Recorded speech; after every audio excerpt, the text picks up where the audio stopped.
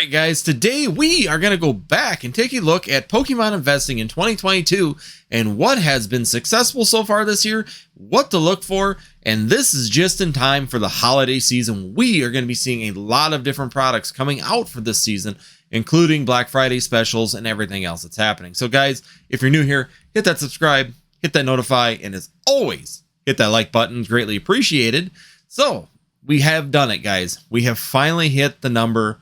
We are up to 2,000 subscribers. Thank you guys. Thank you everybody that's been here. I still see people in the comments that I have seen in here for the last year and a half, down there having discussions, involved in the chat. Thank you guys. You know, I even seen some guys that are down there around 500 subscribers. I've seen since 250 subscribers. I see one gentleman that I know it's been on my channel since about 100 subscribers. When we were doing openings versus this discussion format. So thank you guys for hanging in with us. It's been great to see you in the chats. It's been great to have the discussion still continuing with you guys. It's greatly appreciated you stuck with the channel, and as we move forward, we're continuing to go forward, guys. Thank you. We flew past 2,000 and it has not slowed down yet, so great appreciation there. So let's get into the topic though for today, the thing that you guys are really here for, which is the discussion about Pokemon investing in 2022 and what has been successful and what are we looking at as we continue throughout the year, and what may be keys moving into the future of Pokemon investing. And these are the things that we've been seeing.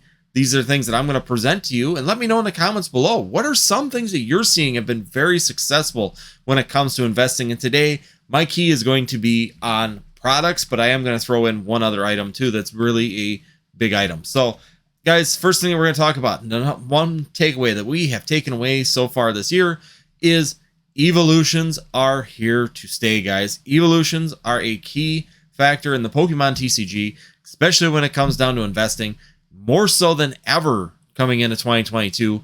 But if we take a look at the last year, what has been the hot ticket item that everybody's talking about?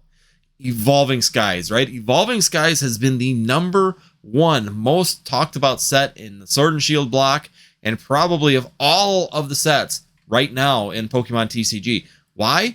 Evolutions are the #1 driving factor in this set. If you look at the evolutions, the alternate arts inside of that set, we have continued to see them go up and up and up and up, and it just keeps going and going, right? Since Pokemon International has officially put Eevee as a mascot of the Pokemon TCG, we have seen this set perform extremely well, and evolutions in general have. And why wouldn't they? They're cute, they're cuddly, there's all different factors for everybody's types. If you like fire, there's there's Flareon. If you like electric, there's Jolteon. If you like psychic, of course, you can go for Espeon. If you like ice, you've got Glaceon. If you like plants, you've got Leafeon. So there's something for everybody going into dark with Umbreon. And of course, you've got Espeon sitting there on the side also. So there's a whole different gambit of things. And guys, I am not 100% convinced that we're not going to see more types of evolutions come out as Pokemon progresses. And it would only make sense that they would. There's a lot of types that still don't have evolutions, and there are opportunities for them in there. We've seen some very good fan art of new types of evolutions that you could be seeing in the future. Not that fan art is going to make it. I'm not going to make that assumption, but I will say that fan art sometimes gives creators ideas of how they might be able to associate new Pokemon or new evolutions into a set. So with that being said, what's the #1 takeaway that we can take from evolutions? Anything with evolutions, especially evolution alternate arts, is going to be a hot ticket item. Whether it's Evolving Skies, cranking it out with that huge booster box numbers, whether it's a Moonbreon that's everybody's chasing right now, pushing that set to unspeakable limits for a brand new modern set that's just over a year old.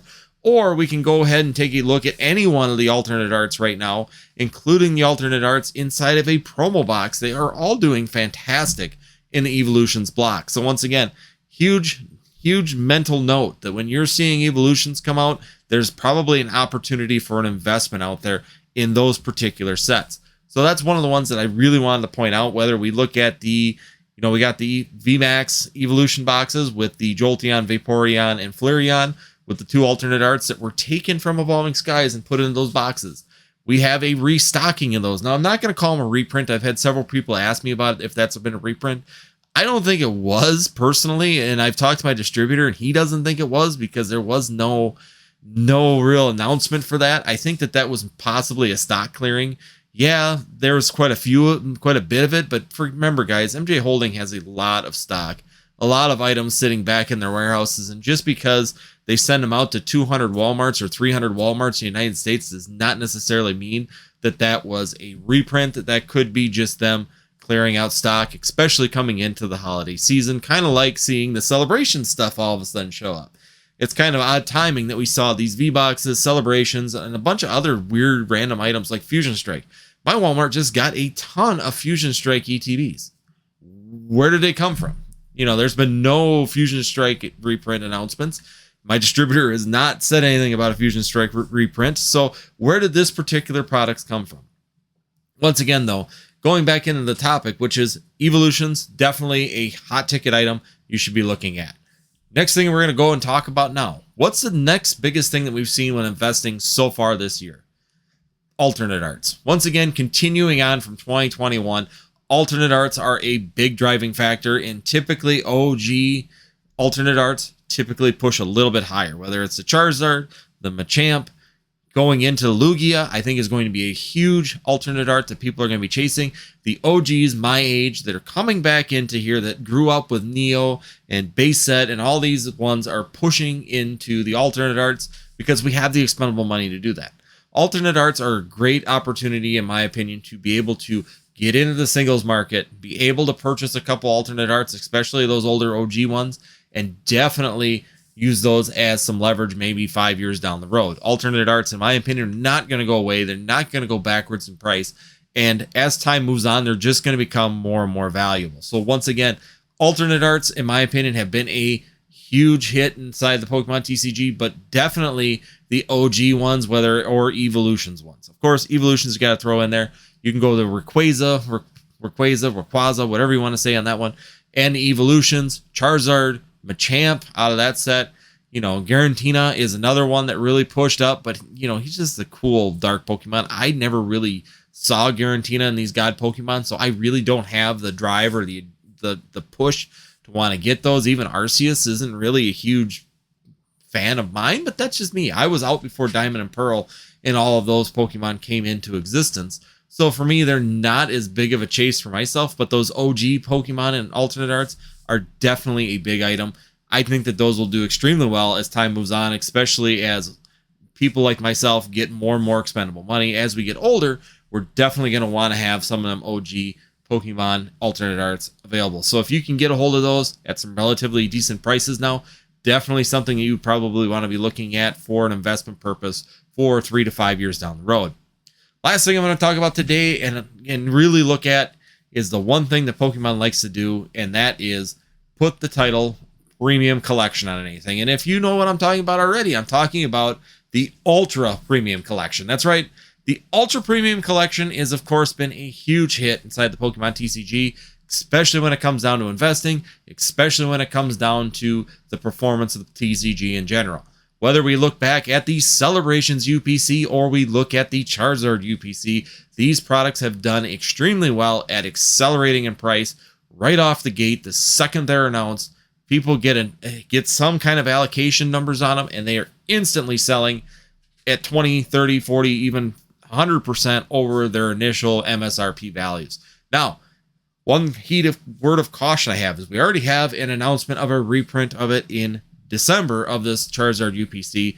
We do know, and this is what my distributor said for numbers. Once again, I don't know how he gets this, but I am going to tell you what his kind of calculations are, is that there were 100,000 UPCs released, and now they're looking at approximately 300,000 Charizard UPCs. So we've already got 3 times as many of these. Does that mean that that's going to overexert the demand for this? I don't think so. I think that there's enough demand for this product. As we know, the Celebrations UPC, huge demand, very little product. It was very difficult to find, very hard to get your hands on, and thus it became extremely expensive, extremely fast.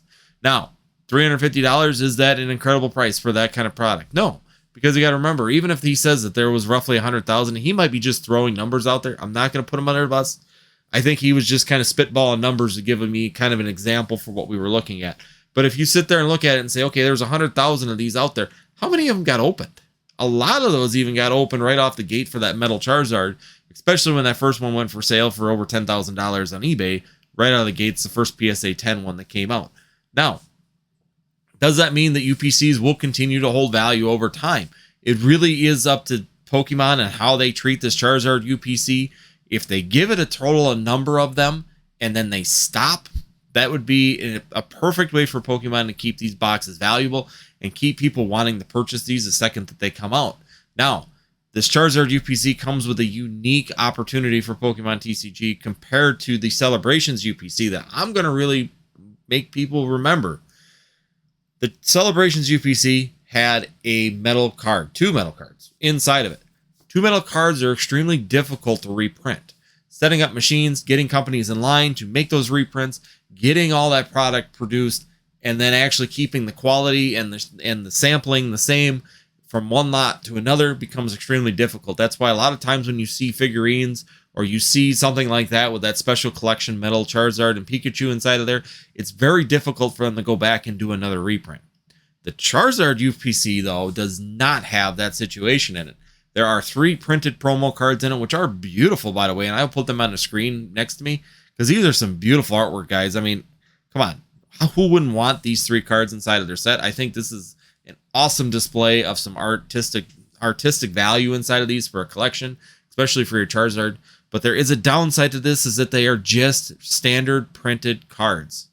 There's nothing stopping from Pokemon International calling up the printing company and making another run of these. And that's something to keep in mind. If this product is successful, if this product continues to be driven up and up and up, Pokemon has opened it up and made the opportunity to reprint more of this product relatively easily compared to the Celebrations UPC. Now, I hope that Pokemon International has enough smarts to keep it at that 300,000 level. What, if that's the real number. Let's again, not going to say it's the real number, but let's just say it's 300,000 and then they keep it at that level. And then they make a new UPC for Venusaur or another one for Rayquaza or another one for Umbreon or Espeon or all the different ones. If they continue to make UPCs in the future going into Scarlet and Violet, then please keep them the same quantity. Say we're going to do 300,000, and actually this is the perfect opportunity for Pokemon International to do something serialized. It'd be a good way for them to segue into it is do a serialized UPC. Hopefully they're listening. It'd be a really good opportunity to know this is how many there are.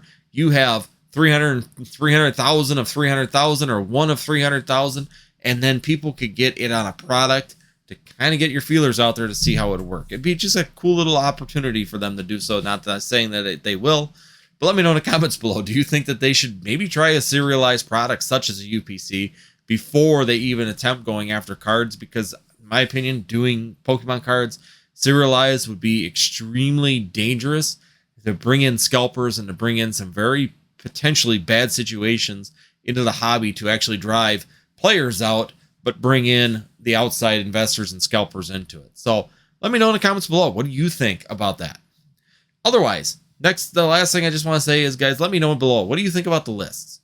These are 3 key things that I'm seeing right now in 2022. If you're looking at an investment and if you're looking at good potentials in the future when it comes down to these products, these are the 3 things that I'm seeing. Evolutions, hot. Alternate arts, especially of OG Pokemon, hot items.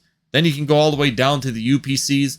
Anytime they put UPCs on something right now, those products do extremely well. And the faster that you can get these products at MSRP, or the closer that you can get them to MSRP, the better off you're going to be in the future. Now, am I going to say that a Venusaur UPC is going to do as well as a Charizard UPC? Of course not. I don't think that you're going to have as much value in that Venusaur compared to the Charizard, but definitely still going to be a good investment opportunity if they continue to just maybe do one of these a year right at this October time period. There's plenty of Pokemon that draw people in. You could do a Rayquaza one next year just to kind of kick things around and change it up and bring in different generations of Pokemon lovers and continue to create these UPCs. So other than that, guys, hopefully this is some good information. Hopefully you guys are doing really well on your Pokemon investments. Being patient right now in 2022 is a key when it comes to Pokemon investing, but I'm sure you guys are doing fantastic. Check your budgets. I'm going to say it. Check your budgets. Be sure your numbers are still lining up, guys. things are changing really quickly in our economy. Sometimes things go up in price and you don't even realize it. So definitely check that and make sure you're working on expendable money so that you don't put yourself into a pinch, so that you can continue to roll this forward as we go forward into the future in the next 3 to 5 years. You don't have to sell early and you don't have to feel rushed to make the sale. You can play it at your own game, and when you can do that, you can be more successful. So once again, guys, if this was some good information and you like this type of discussion, hit that subscribe, hit that notify, and as always, hit that like button. And once again, thank you for 2,000 subscribers. We are getting that much closer to 2,500, which is, of course, our next channel's milestone, on which I will be doing some fun little giveaways. I'm starting to buy some fun stuff for that now, so that I'm building up to it. Hopefully we can get a little stash of stuff when we get to that point, just to have fun with you guys, the viewers, and get you some giveaways to have some fun with it. So other than that, if you do like this content, as always, check out these 2 videos over here. I will put them up for you afterwards for your information, and we will see you next time here on Northwoods TCG.